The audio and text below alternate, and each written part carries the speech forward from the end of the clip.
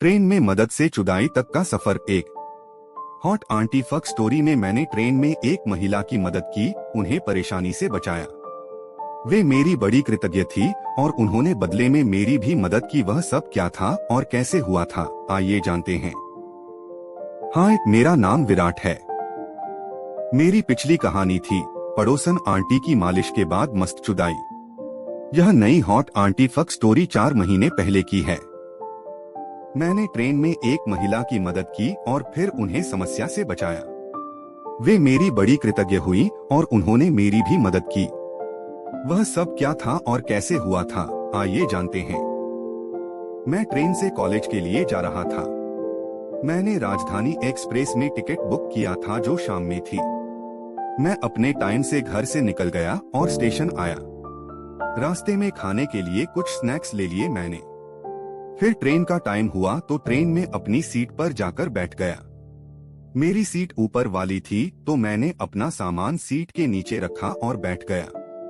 Train के चलने में 5 मिनट बाकी थे। तभी एक आंटी जैसी महिला और उनके पति जल्दी जल्दी अंदर आए और अपनी सीट ढूंढते हुए नीचे वाली बर्थ पर वह लेडी बैठ गई। आंटी के पति ने जल्दी से सब सामान जमाया और नीचे उतर गए। ट्रेन भी चल दी। मैं अपने फोन में लगा था। आसपास के सीटों पर सवारियां थीं। उन सीटों पर 2 जोड़े थे और दोनों के पास एक एक बेबी था।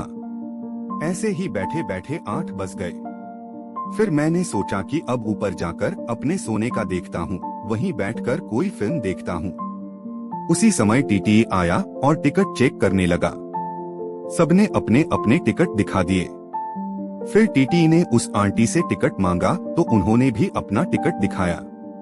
उस टिकट को देखने के बाद उस टीटी ने जो बोला उससे वे आंटी बड़ी समस्या में आ गई।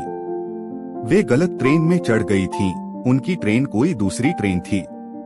उनको दूसरी वाली राजधानी एक्सप्रेस में जाना था और वह गलती से हमारी वाली ट्रेन में बैठ गई थीं। टीटी ने कहा, आप अगले स्टेशन पर उतर जाएं या आपको टिकट बनवानी पड़ेगी।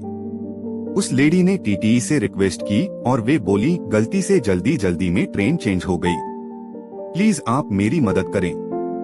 मैंने मामले को समझा तो जाना कि हमारी ट्रेन भी वहीं जा रही थी जहां उन आंटी को जाना था, लेकिन 2 स्टेशन पीछे उनका स्टॉप था।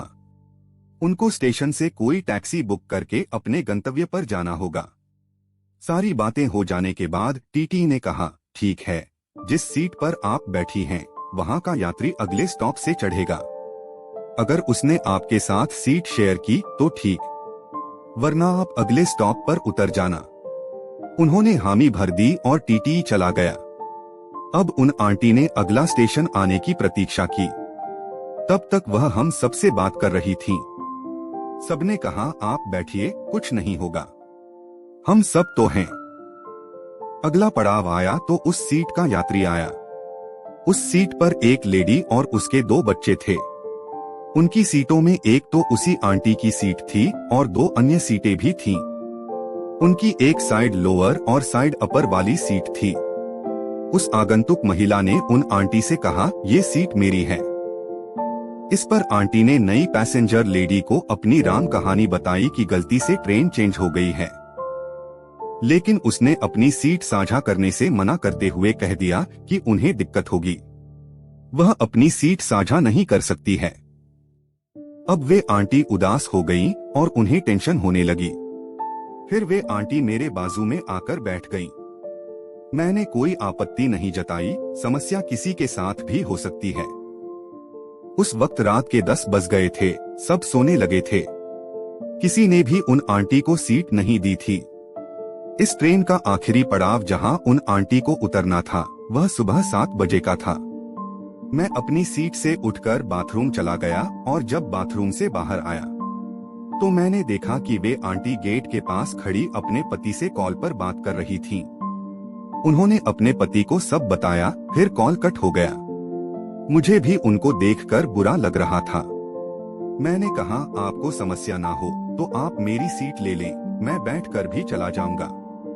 मेरी बात पर वे भावुक हो गईं और रोने लगी। फिर वे अपने आंसू पोंछकर बोली, नहीं, आप अपनी सीट क्यों दे रहे हैं, आपके भी तो पैसे लगे हैं। आप बैठकर क्यों जाएंगे? मैंने कहा, हाँ, आपकी बात ठीक है, पर यह समस्या किसी के साथ भी हो सकती है और इसमें कोई दिक्कत वाली कोई बात नहीं है। सुबह तक की ही तो बात है, आप आराम कर लें। मैं बैठकर चला जाऊंगा, आप परेशान ना हो। हम दोनों ये सब बात गेट के पास कर रहे थे। वे आंटी मान नहीं रही थीं और लगातार रोए जा रही थीं। उन्होंने मुझसे पूछा, आपकी कौन सी सीट है? मैंने बताया कि मेरी ऊपर वाली बर्थ है। वे कुछ सोचने लगीं। शायद वे सोच रही थीं कि ऊपर वाली बर्थ पर किस तरह से लेटना हो पाएगा। मैंने उनकी बात को समझते हुए कहा, चलिए ठीक है, मैं एक काम करता है, आप भी बैठ जाना और मैं भी बैठ जाऊंगा। अब वे मान गईं। हम दोनों सीट के पास आ गए। मैंने आंटी से पहले ऊपर चढ़ने को कहा।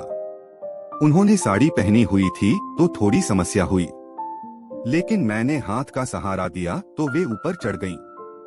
फिर उन्होंने मुझसे कहा, अब तुम भी ऊपर आ जाओ। मैं भी चढ़ गया और बैठ गया। मैंने उनसे पूछा, आंटी आपने खाना खाया? वे बोली कि नहीं। मैंने खाना निकाला और उनसे खाना खाने के लिए कहा। वे अपना खाना तो लाई थीं पर उनका खाने का मन नहीं था। मेरे काफी कहने पर उन्होंने मेरे खाने में से ही थोड़ा सा खा लिया। अब हम दोनों बैठे थे।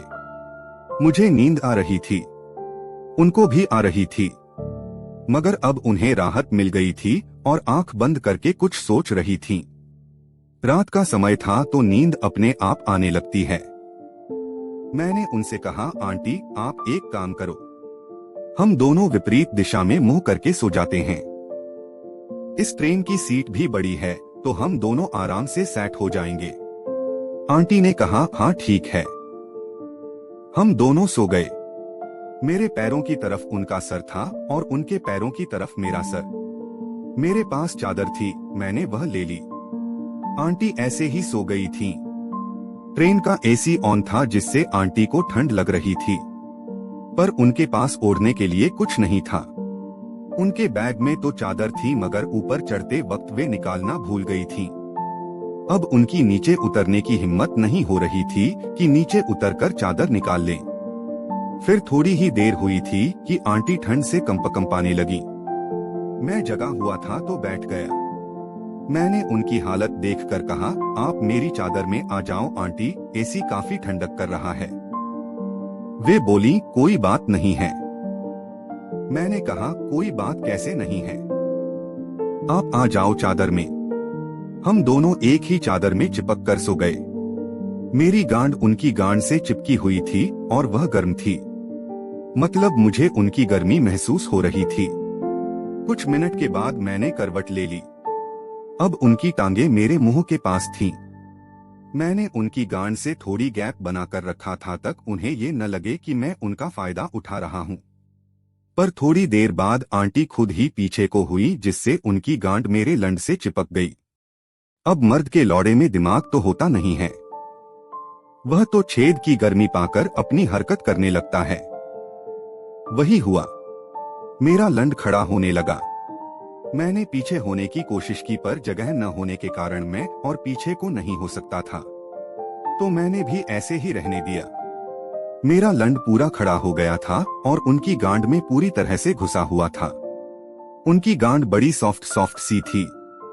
मैंने आपको उनका फिगर नहीं बताया था। आंटी का फिगर 36, 34, 38 का था और उनकी उम्र 37 साल की थी। यह मुझे उनकी बर्थडे पर मालूम हुआ था। वह सब आने वाली सेक्स कहानी में है। मुझे अब सर रखने में दिक्कत हो रही थी। मैंने उनके पैरों पर अपना सर रख दिया और सो गया। लेकिन आंटी कुछ देर बाद जाग गई और मुझे देखने लगी। मुझे भी समझ में आ गया कि उन्हें क्या हो गया है। मैं कुछ डर भी गया था। आंटी बोली, क्या कर रहे हो? मैंने पूछा, क्या? वे बोली, मेरे पैर पर सर क्यों रख लिया है?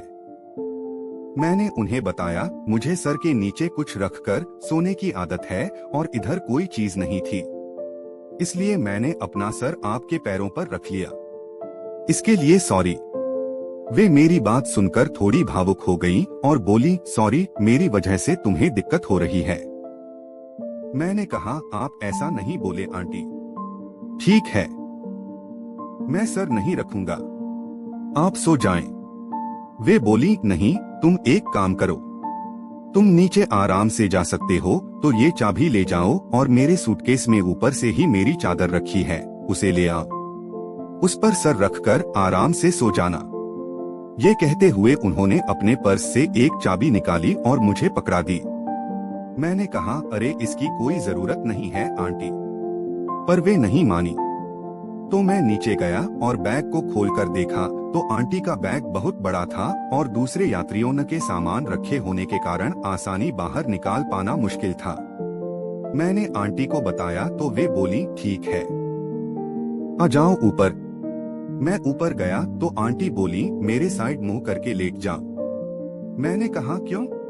उन्होंने कहा, तुमने मेरी मदद की, मुझे भी करने दो, आओ इधर। मैं चला गया। हम दोनों एक ही तकिए पर सर रखकर लेट गए, मगर वह तकिया नाकाफी था। वे सो गई और अपने एक हाथ को मेरे सिरहाने रखकर बोली, सो जाओ, मेरे हाथ पर आराम से सर रख लो। मैंने कहा, अरे कोई बात नहीं आंटी, मैं ऐसे ही सो जाऊंगा। वे बोली, कोई बात नहीं, सो जाओ। मैं भी सो गया। मैंने अपना चेहरा दूसरी तरफ कर लिया। आंटी भी सो गईं। थोड़ी देर के बाद उनके स्तन मुझे अपनी पीठ पर महसूस होने लगे और उन्होंने अपने पैरों को मेरी गांड से चिपका दिया था और एक पैर उठाकर मेरे ऊपर रख दिया था। आंटी की चूचियां मेरी पीठ से रगड़ खाने लगी थीं और उनका एक हाथ मेरे सीने पर आ गया था। इस सबसे कुछ ही देर में चादर के अंदर गर्मी हो गई थी। अब मुझे नींद बिल्कुल ही नहीं आ रही थी। आंटी मेरे लौड़े की मां चोद रही थीं और लंड एकदम खड़ा हो गया था। आंटी ने अपने हाथ से मेरे सीने को और जोर से चिपकाया और अपने दोनों स्तनों को मेरी पीठ से पूरी तरह से चिपका कर सो गईं। मेरा हालत एकदम से पतली हुई पड़ी थी। आंटी की गर्म सांसें मेरी गर्दन पर आ रही थीं। मेरी दिल की धड़कन तेज हो गई थी कि क्या करूं और क्या न करूं, कुछ भी समझ में नहीं आ रहा था। दोस्तों, मुझे उम्मीद है कि आपको मेरी ये सच्ची सेक्स कहानी में मजा आ रहा होगा। अगले भाग में पूरी हॉट आंटी फक स्टोरी का मजा लीजिए।